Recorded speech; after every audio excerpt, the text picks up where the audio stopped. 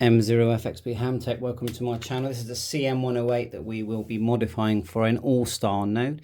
One of the hardest things is actually removing these, because if you pull too hard on them when you're trying to remove them, they break off the board, and then that's really hard to use the CM108. So I find the knack that for me that is working is I've got to wedge it somewhere to hold it in place. So I'm wedging it sort of underneath here. I know it sounds bad, but anyway, and then I've got a very, very hot iron, like so.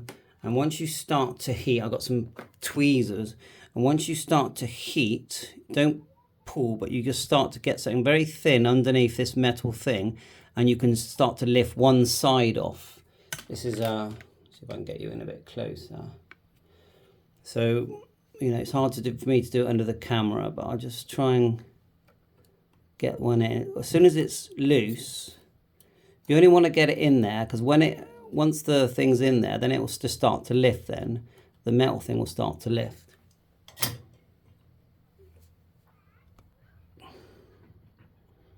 It's a bit scary because you don't want to break them. I know they don't cost much, but you don't want to break them. No one wants to break anything. So there's one, and then you do the other side. The other side's easier because once you've got one side off, you've got something to hold on to. Let me just show you the other side. My bodgy soldering.